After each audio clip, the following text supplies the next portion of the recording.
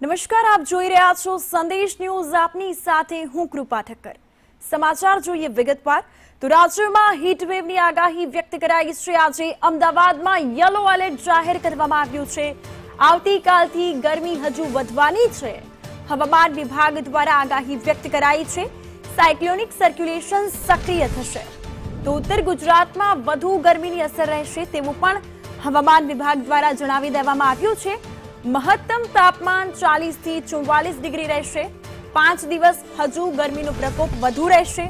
કંડલામાં આજે 44.4 ડિગ્રી તો અમદાવાદમાં પણ 44 ડિગ્રીને પાર તાપમાન જોવા મળ્યું છે.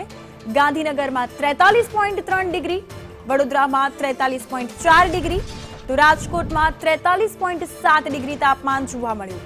વાત કરીએ ભુજની તો ભુજમાં 42.1 ડિગ્રી તાપમાન નોંધાયું છે. કેશોદમાં પણ 41.7 ડિગ્રી તાપમાન જોવા મળ્યું. ભાવનગરમાં 40.8 ડિગ્રી તાપમાન નોંધાયું તો સુરતમાં 41.9 ડિગ્રી, જ્યારે કચ્છમાં 42.3 ડિગ્રી.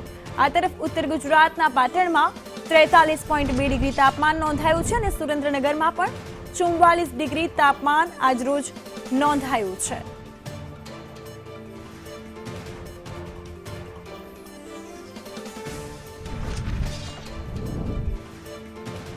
તો હવામાન વિભાગ દ્વારા ગરમીને લઈને આગાહી व्यक्त कराई है. 7 दिन तक हम एक्सपेक्ट कर सकते हैं कि मौसम लगभग शुष्क रहेगा पूरे गुजरात में। और मैक्सिमम टेम्परेचर्स की जहाँ तक बात करें तो जो मैक्सिमम टेम्परेचर्स अभी फ़िलहाल चल रहे हैं एप्रिसिएबल अबव नॉर्मल चल रहे हैं। और जो सबसे सर्वाधिक अधिकतम तापमान जो आया है कल 44.4 कांडला एयरपोर्ट पे दर्ज किया गया कच्छ में। और जो आगे आने वाले दिन हैं उसमें हम एक्सपेक्ट कर सकते हैं कि 2 से 3 डिग्री का ग्रेजुअल राइज आएगा गुजरात रीजन और सौराष्ट्र कच्छ में, जिसकी वजह से हीट वेव कंडीशंस रहने की उम्मीद है डे 1 से लेकर डे 5 तक। તો આ સાથે હજુ ગરમી વધવાની શક્યતા છે તેવું હવામાન વિભાગે જણાવી દીધું છે. હજુ આગામી 5 થી 6 દિવસ ગરમીનો પ્રકોપ ગુજરાત રાજ્યના અનેક જિલ્લાઓમાં, અનેક અંતરિયાળ વિસ્તારોમાં વધુ રહેશે. આ સાથે આપણે એ પણ જણાવી દઈએ છીએ કે આજે સૌથી વધુ તાપમાન કંડલા તેમજ સુરેન્દ્રનગરમાં જોવા મળ્યું છે. સૌથી વધુ તાપમાન કંડલામાં 44.6 ડિગ્રી, જ્યારે સુરેન્દ્રનગરમાં પણ 44 ડિગ્રી તાપમાન નોંધાયું છે. જ્યારે અમદાવાદ શહેરની જો વાત કરીએ તો અમદાવાદ શહેરમાં પણ આજે 44.4 ડિગ્રી તાપમાન નોંધાયું છે. કાળઝાળ ગરમી, અંગ દજાડતી ગરમી હાલમાં પડી રહી છે. તો હજુ આગામી 5 થી 7 દિવસ ગરમીનો પ્રકોપ રહેશે. ખાસ કરીને ઉત્તર ગુજરાતમાં વધુ ગરમીની અસર રહેશે.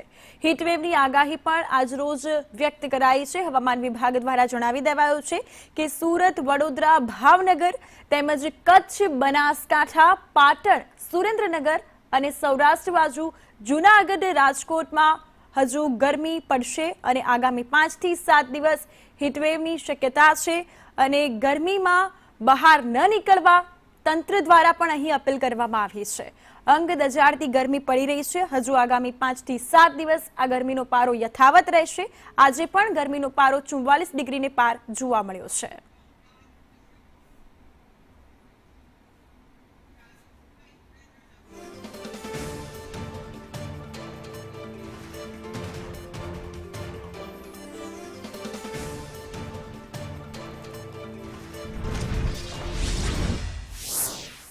તો આ સાથે ગરમીની અપડેટ્સ માટે અમદાવાદથી અમારા સંવાદદાતા કશ્યપ જોશી, રાજકોટથી દિવ્યેશ તેમજ શાહરૂખ સુરેન્દ્રનગરથી અને કચ્છથી અલ્પેશ જોડાઈ ગયા છે. કશ્યપ, અમદાવાદ શહેરમાં આજરોજ ગરમીનો પારો 44 ડિગ્રીને પાર જોવા મળ્યો છે. અમદાવાદ શહેરના રસ્તાઓ પર અત્યારે જે પ્રકારે ગરમી પડી રહી છે, અંગ દજાડતી ગરમી, તંત્ર દ્વારા કેવી તૈયારીઓ?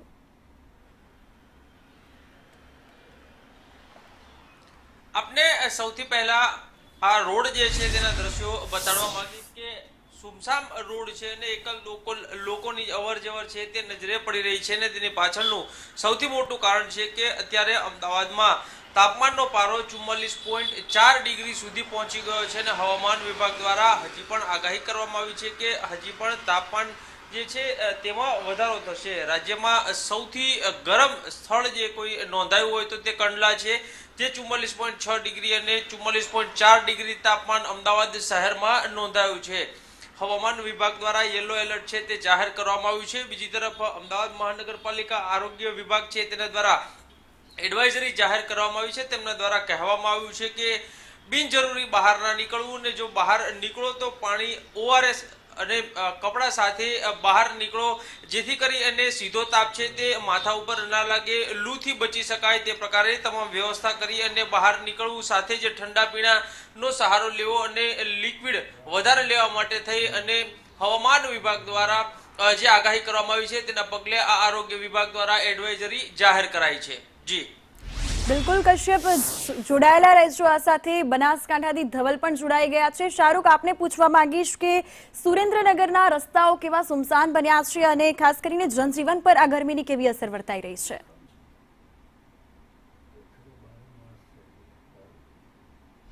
જી કૃપા, વાત કરવા જઈએ તો સુરેન્દ્રનગર જિલ્લામાં ગરમીનો પારો સતત 43.5 ડિગ્રીને પાર પહોંચી રહ્યો છે.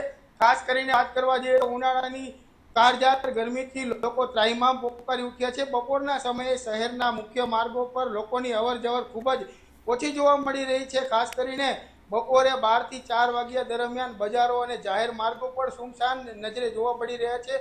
ગરમીના કારણે સૌથી વધુ અસર દૈનિક મજૂરો તેમજ જે ખુલ્લામાં કામ કરતા લોકો પર પડી રહી છે. લોકો ગરમીથી બચવા ઠંડા પીણા, શેરડીનો રસ, છાશ, લીંબુ પાણીનો સહારો લઈ રહ્યા છે. ખાસ કરીને ડોક્ટરના જણાવ્યા મુજબ ગરમીના કારણે ડિહાઇડ્રેશન, ચક્કર આવવા, માથાનો દુખાવો અને લૂ લાગવાના કેસોમાં પણ વધારો નોંધાઈ રહ્યો છે. અને ગરમીને ધ્યાનમાં રાખીને લોકો બપોરના સમયે બહાર ના નીકળવાનું ટાળી રહ્યા છે. જ્યારે અનેક સ્થળોએ ઠંડા પીણા અને આઈસ્ક્રીમ દુકાનો પર પણ લોકો જોવા મળી રહ્યા છે. ત્યારે ગરમીથી બચવા માટે પૂરતું પાણી પીવું, માથામાં કપડું અને ટોપી પહેરીને જ અનાવશ્યક બહાર ન નીકળવાની સલાહ આપવામાં આવી રહી છે. તેમાં ખાસ કરીને વાત કરવા જઈએ તો સુરેન્દ્રનગર જિલ્લામાં ગરમીનો કહેર હજી પણ યથાવત જોવા મળી રહ્યો છે. જી કૃપા. બિલકુલ દિવેશ, જોડાયેલા રહેજો આ સાથે. કચ્છથી અમારી સાથે અલ્પેશ જોડાયા છે. અલ્પેશ, કચ્છ ખાસ કરીને સરહદી વિસ્તાર અને ગરમ વિસ્તાર કહેવાય છે, ત્યારે કચ્છના રસ્તાઓ કેવા જોવા મળી રહ્યા છે? ત્યાં કેવી સ્થિતિ ગરમીની વર્તાઈ છે?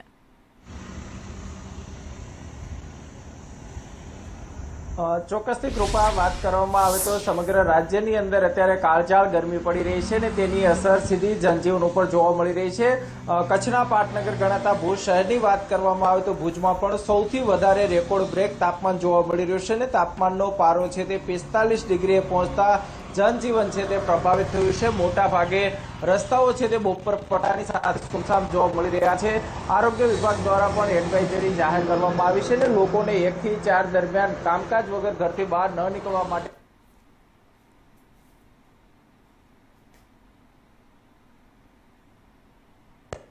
પેકેટ પણ ઉપલબ્ધ કરવામાં આવ્યા છે અને લોકોને વિનામૂલ્યે આ પ્રકારે ORSના પેકેટ છે તે વિતરણ કરવામાં આવી રહ્યા છે.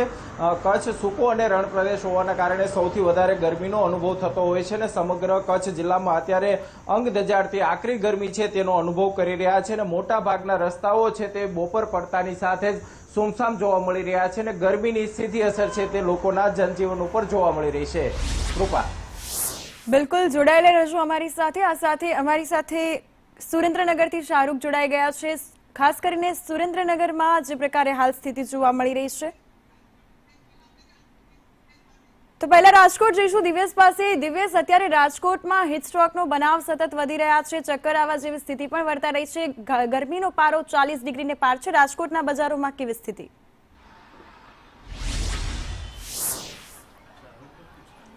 ચોક્કસ કૃપા, વાત કરવામાં આવે તો રાજકોટમાં છેલ્લા 25 દિવસથી ગરમીનો પારો છે તે 42 ડિગ્રીને પાર જોવા મળી રહ્યો છે અને હવામાન વિભાગ દ્વારા હજુ પણ 5 દિવસ આકરી ગરમી પડશે તે પ્રકારની આગાહી છે તે વ્યક્ત કરવામાં આવી છે. ગરમીથી રાહત મેળવવા માટે લોકો છે તે અત્યારે ઠંડા પીણા પી રહ્યા છે. મારી સાથે લોકો છે, આપણે તેના સાથે વાત પણ કરીશું. બેન, શું કહેશો? આકરી ગરમી પડી રહી છે. હા, બહુ ગરમી છે. એના હિસાબે તો અમે રસ પીવા અત્યારે આવ્યા છીએ. બેન, આ ગરમીમાં બહાર નીકળવામાં કેવી તકલીફ પડે? અરે બહુ તડકો છે, ક્યાંય નીકળાય એમ નથી. આ રસ પીવા માટે જ બહાર આવ્યા છીએ. ચોક્કસ લોકો છે તે અત્યારે ગરમીથી રાહત મેળવવા માટે ઠંડા પીણા છે તે પી રહ્યા છે. રાજકોટ મહાનગરપાલિકા છે તેના દ્વારા ઓરેન્જ એલર્ટ છે તે જાહેર કરવામાં આવ્યું છે. શું કહેશો ભાઈ, કેવી ગરમી પડી રહી છે? સરસ, બહુ ગરમી, બહુ તાપ વધારે છે. 42, 43, 45 ડિગ્રી છે. રહેવાય એમ નથી ટૂંકમાં કોઈ પોઝિશનમાં. ચોક્કસ હું તમને દ્રશ્ય બતાવીશ કે રાજકોટ મહાનગરપાલિકા છે તેના દ્વારા ગાઈડલાઈન બહાર પાડવામાં